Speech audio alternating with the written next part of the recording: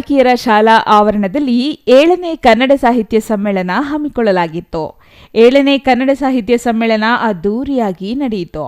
ಈ ವೇಳೆ doctor H Narasimhaiah ಶತಮಾನೋತ್ಸವ ವೇದಿಕೆ ಕಾರ್ಯಕ್ರಮದಲ್ಲಿ ಸಮ್ಮೇಳನ ಅಧ್ಯಕ್ಷ ಶಾಂತಮೂರ್ತಿ ಸಮ್ಮೇಳನಕ್ಕೆ ಚಾಲನೆ ನೀಡಿ ಮಾತನಾಡಿದರು. ತೆಲುಗು ಭಾಷೆಯ ಪ್ರಾಬಲ್ಯವಿರುವ ಈ ಭಾಗದಲ್ಲಿ ಕನ್ನಡದ ಅಸ್ಮಿತೆಗಾಗಿ ಹಲವಾರು ಕನ್ನಡಪರ ಸಂಘಟನೆಗಳು, ಸಂಘ ಸಂಸ್ಥೆಗಳು ತಮ್ಮದೇ ಆದ ರೀತಿಯಲ್ಲಿ ಶ್ರಮಿಸುತ್ತಿವೆ. ಐತಿಹಾಸಿಕ ಹಿನ್ನೆಲೆ ಹೊಂದಿದ್ದು 70ರ ದಶಕದಲ್ಲಿ ಹೋಟೆಲ್ ಸುಬ್ರಹ್ಮಣ್ಯರವರ ನೇತೃತ್ವದಲ್ಲಿ ಸಾಂಸ್ಕೃತಿಕವಾಗಿ ಆರಂಭವಾದ ಕನ್ನಡದ ಕೆಲಸಗಳು ನಂತರ ದಿನಗಳಲ್ಲಿ ಭಾಷೆ, ನೆಲ, ಜಲಗಳಿಗಾಗಿ ನಿರಂತರ ಚಟುವಟಿಕೆಗಳ ಮೂಲಕ ಕನ್ನಡದ ಕಂಪನ್ನು ಎಲ್ಲೆಡೆ ಪಸರಿಸಲು ಪ್ರಯತ್ನಗಳು ನಡೆದವು ಎಂದರು. ಇಂತಹ ನೆಲದಲ್ಲಿ ಜನರು ಬದುಕು ಸುಧಾರಿಸಿ ಕನ್ನಡ ಅಸ್ಮಿತೆಯನ್ನು ಉಳಿಸಲು ನಿರಂತರವಾಗಿ ಶಾಲಾ ಕಾಲೇಜುಗಳಲ್ಲಿ ಕವಿಗೋಷ್ಠಿ, ಉಪನ್ಯಾಸ ಮಾಲಿಕೆಗಳು, ರಾಷ್ಟ್ರೀಯ ನಾಡ ಹಬ್ಬಗಳ ಆಚರಣೆ ಮತ್ತಿತರ ಸಾಂಸ್ಕೃತಿಕ ಕಾರ್ಯಕ್ರಮಗಳ ಮೂಲಕ ಕನ್ನಡ ಭಾಷೆಯ ಉಳಿವಿಗಾಗಿ ಕನ್ನಡದ ಕೆಲಸಗಳು ಅತ್ಯಗತ್ಯ ಎಂದರು. ಈ ಭಾಗದಲ್ಲಿ ಯುವಜನತೆ ತಮ್ಮ ಬದುಕನ್ನು ಕಟ್ಟಿಕೊಡಲು ಮಹಾನಗರಗಳಿಗೆ ವಲಸೆ ಹೋಗುತ್ತಿದ್ದಾರೆ. ಅದನ್ನು ತಪ್ಪಿಸಲು ಉದ್ಯೋಗ ಸೃಷ್ಟಿ, ಕೈಗಾರಿಕೆಗಳು ಸ್ಥಾಪಿಸಬೇಕು. ಈ ಭಾಗದಲ್ಲಿ ರೈಲ್ವೆ ಸಂಪರ್ಕ ಕಲ್ಪಿಸಿ ಅಭಿವೃದ್ಧಿಗೆ ಒತ್ತು ನೀಡಬೇಕು ಎಂದು ಮನವಿ ಮಾಡಿದರು. ಪಾಪಾಗ್ನಿ ಚಿತ್ರಾನ್ನದರು ನಡುವಿನ ಈ ಪ್ರದೇಶವೇ ಐತಿಹಾಸಿಕ ಪಾಳ್ಯಗಾರಿಕೆ ಭೈರವ ಪಟ್ಟಣ ಎಂದು ಕರೆಯಲಾಗಿತ್ತು. ಮುಂದೆ ಪಾಳ್ಯಗಾರರು ತಮ್ಮ ಮಗಳಿಗೆ ಬಾಗಿನವಾಗಿ ಕೊಟ್ಟಂಥ ಹಳ್ಳಿ ಅದೇ ಬಾಗಿನ ಕೊಟ್ಟ ಹಳ್ಳಿ, ಅದೇ ಮುಂದೆ ಬಾಗೇಪಲ್ಲಿ ಆಗಿದೆ ಎಂಬುದು ಹಲವರ ಅಭಿಪ್ರಾಯ. ವಿಜಯನಗರ ಸಾಮ್ರಾಜ್ಯದ ಹಕ್ಕಬುಕ್ಕರಿಂದ ನಿರ್ಮಾಣಗೊಂಡ ಪಾತಪಾಳದ ಪಂಚಲ್ಲಿ ಅಥವಾ ಭೈರವೇಶ್ವರ ದೇವಸ್ಥಾನ, ಹಿರಣ್ಯೇಶ್ವರ ದೇವಸ್ಥಾನ, ಪಾಳ್ಯಗಾರದಿಂದ ಪೂಜಿಸಲ್ಪಟ್ಟ ಚಿತ್ರಾವತಿ ನಂಟಿನ ಗಡದ ಭೈರವೇಶ್ವರ ದೇವಸ್ಥಾನ, ಪರಗೋಡಿನ ಪಂಚಲಿಂಗ ದೇವಳ ಭೈರವ ಪಟ್ಟಣದ ಹೆಮ್ಮೆಯ ವಿಚಾರ.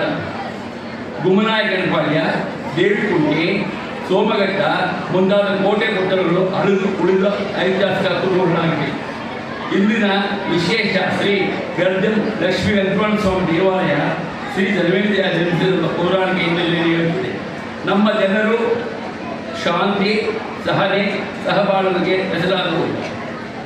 ಸಂಸ್ಕೃತಿಯ ಬಾಗೇಪಲ್ಲಿ ಇಂದಿನ ಕೋಲಾರದ ಗಂಗದ ಈ ಪ್ರದೇಶದಲ್ಲಿ ಪ್ರಾಕೃತಿಕ ಕನ್ನಡ ಆಡುಭಾಷೆಯಾಗಿತ್ತು. ಶಾಸಕ ಎಸ್ಎನ್ ಸುಬ್ಬಾರೆಡ್ಡಿ ಮಾತನಾಡಿ, ಸಮ್ಮೇಳನಾಧ್ಯಕ್ಷ ಶಾಂತಮೂರ್ತಿಯವರು ತಮ್ಮ ಪ್ರೌಢಶಾಲಾವಧಿಯಲ್ಲಿ ಗುರುಗಳಾಗಿದ್ದರು. ಅವರ ಅಧ್ಯಕ್ಷತೆಯಲ್ಲಿ ಸಮ್ಮೇಳನ ನಡೆಯುತ್ತಿರುವುದು ಸಂತೋಷ ತಂದಿದೆ. ಅವರಂತಹ ಗುರುಗಳ ಆಶೀರ್ವಾದವೇ ನಾನು ಶಾಸಕನಾಗಲು ಸಾಧ್ಯವಾಗಿದೆ. ಬಾಗೇಪಲ್ಲಿಯಲ್ಲಿ ಖಂಡಿತವಾಗಿಯೂ ಭಾಗ್ಯನಗರವಾಗುತ್ತದೆ. ಆ ನಿಟ್ಟಿನಲ್ಲಿ ಕೆಲಸ ಮಾಡುತ್ತಿದ್ದೇವೆ. ಕನ್ನಡ ಭವನ ನಿರ್ಮಾಣಕ್ಕೆ ಸ್ಥಳ ನಿಗದಿ ಮಾಡಲಾಗಿದೆ. ಮುಂದಿನ ದಿನಗಳಲ್ಲಿ ಮತ್ತಷ್ಟು ಕನ್ನಡದ ಕಾರ್ಯಕ್ರಮಗಳನ್ನು ನಡೆಸಲಾಗುತ್ತದೆ ಎಂದರು. ಎಲ್ಲ ವಿಚಾರಗಳ ಬಗ್ಗೆ ಮಾತನಾಡಿದ್ದಾರೆ ಅವರು. ನಮ್ಮ ತಹಸೀಲ್ದಾರರು ಮಾತನಾಡಿದರು. ಕನ್ನಡ ಈ ಸಾಹಿತ್ಯ ಸಮ್ಮೇಳನ ಏತಕ್ಕೆ ಆಚರಣೆ ಮಾಡ್ತಾ ಇದ್ದೀವಿ ಎಲ್ಲದರ ಬಗ್ಗೆ ಮಾತನಾಡಿದ್ದಾರೆ. ಅದು ವಿಶೇಷವಾಗಿ ನಮ್ಮ ಗುರುಗಳು ಸಮ್ಮೇಳನ ಅಧ್ಯಕ್ಷರಾಗಿದ್ದಾಗ ನಾನು ಶಿಷ್ಯನಾಗಿ ಹೆಚ್ಚಿಗೆ ಮಾತನಾಡೋ ಅವಶ್ಯಕತೆ ಇಲ್ಲ. ಐ ಥಿಂಕ್ ಒಂದು 2-3 ಮಾತುಗಳನ್ನು ನಾನು ಮುಗಿಸ್ತೀನಿ. ಸ್ನೇಹಿತರೆ, ಬಾಗೇಪಲ್ಲಿಯಲ್ಲಿ ಇಷ್ಟು ಅದ್ದೂರಿಯಾಗಿ ವಿಜೃಂಭಣೆಯಿಂದ ಈ ಒಂದು ಸಮಾರಂಭ ನಡೆಯಲು ನಮ್ಮ ತಾಲೂಕಿನ ಅಧ್ಯಕ್ಷರು, ಅವರ ಪದಾಧಿಕಾರಿಗಳು, ಅವರು ಸ್ನೇಹಿತರ ಕಾರಣ ಅಂತ ನಾನಂತೂ ಹೇಳಕ್ಕೆ ಇಷ್ಟಪಡ್ತೀನಿ. ಯಾಕಂದ್ರೆ ನಾನು ನೋಡ್ತಾ ಇದ್ದೆ, ಪಾಪ ಬೆಂಗಳೂರಿಗೆ ಹೋಗಿ ಈ ಸಾಮಗ್ರಿಗಳು ತರಕ್ಕೆ ಮೂಟಿಗಳು ತಲೆ ಮೇಲೆ ಹೊತ್ಕೊಂಡು ಮಾರ್ಕೆಟ್ ಎಲ್ಲ ತಿಂತಾ ಇದ್ದ ಒಂದು ಫೋಟೋ ಹಾಕಿದ್ರೆ ನೋಡಿದೆ. ಪಾಪ ನಿಜವಾಗ್ಲೂ ನನಗೆ ಖುಷಿ ಆಯಿತು. ಪಾಪ ಅವರು ನಮ್ಮ ಮನೆಯಲ್ಲಿ ಯಾವುದೋ ಒಂದು ಮದುವೆಯೋ ಗ್ರೂಪ್ ಪ್ರಾಜೆಕ್ಟ್ ಆ ಒಂದು ಲಿಸ್ಟ್ ಗೊತ್ತೀವಿ. ಆದರೆ ಕನ್ನಡಕ್ಕಾಗಿ ಇವತ್ತು ಇಷ್ಟು ಪಾಪ ಹಗಲಿರುಳು ದುಡಿದವರಿಗೆ ಖಂಡಿತವಾಗಲೂ ನಿಮ್ಮೆಲ್ಲರ ಪರವಾಗಿ, ವೇದಿಕೆ ಮೇಲೆ ಪರವಾಗಿ ನಾನು ಅವರಿಗೆಲ್ಲ ಅಭಿನಂದನೆ ಸಲ್ಲಿಸಕ್ಕೆ ಇಷ್ಟಪಡ್ತೀನಿ.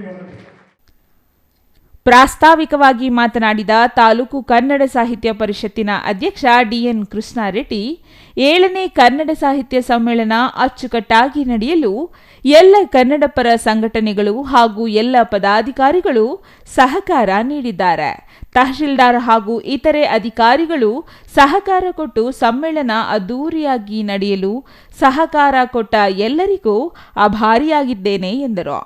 ತಹಶೀಲ್ದಾರ್ ಮನೀಷಾ ಮಹೇಶ್ ಎಸ್ ಪತ್ರಿ, ಜಿಲ್ಲಾ ಸಾಹಿತ್ಯ ಪರಿಷತ್ತಿನ ಅಧ್ಯಕ್ಷ ಡಾ ಕೋಡಿ ರಂಗಪ್ಪ ಮಾತನಾಡಿದರು. ಕನ್ನಡ ಭಾಷೆಯಲ್ಲಿ ಅತ್ಯುತ್ತಮ ಅಂಕ ಪಡೆದ ತಾಲೂಕಿನ 50 ವಿದ್ಯಾರ್ಥಿಗಳನ್ನು ಸನ್ಮಾನಿಸಿ ಪದಕ ಮತ್ತು ಪ್ರಮಾಣ ಪತ್ರ ನೀಡಲಾಯಿತು. ಇದಕ್ಕೂ ಮೊದಲು ಪಟ್ಟಣದ ಡಿವಿಜಿ ಮುಖ್ಯ ರಸ್ತೆಯಲ್ಲಿ ವಿವಿಧ ಕನ್ನಡ ಪರ ಸಂಘಟನೆಗಳ ಮುಖಂಡರು, ಕಾರ್ಯಕರ್ತರು ನೂರಾರು ಸಂಖ್ಯೆಯಲ್ಲಿ ಭುವನೇಶ್ವರಿ ಮಾತೆ ಮತ್ತು ಸಮ್ಮೇಳನಾಧ್ಯಕ್ಷರ ಮೆರವಣಿಗೆ ನಡೆಸಲಾಯಿತು.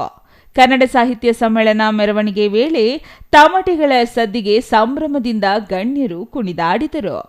ಮಧ್ಯಾಹ್ನದ ನಂತರ ಕವಿಗೋಷ್ಠಿ ಹಾಗೂ ವಿಚಾರಗೋಷ್ಠಿ, ನಂತರ ಸಾಂಸ್ಕೃತಿಕ ಕಾರ್ಯಕ್ರಮಗಳನ್ನು ಏರ್ಪಡಿಸಲಾಗಿತ್ತು. ಈ ವೇಳೆ ಪುರಸಭೆ ಅಧ್ಯಕ್ಷ ಎ ಶ್ರೀನಿವಾಸ್, ನರಸಿಂಹಪ್ಪ, ಎಜಿ ಸುಧಾಕರ್, ಚಿಕ್ಕ ಕೈವಾರಯ್ಯ, ಬಾಣಾವರಪಲ್ಲಿ ಶ್ರೀನಿವಾಸ್, ರಾಜೇಶ್ ಮಣಿಕಂಠ, ಬಾಣಾಲಪಲ್ಲಿ ಶ್ರೀನಿವಾಸ್ ಮತ್ತಿತರರು ಹಾಜರಿದ್ದರು. Ganesh R, CTV news, Bagepalli.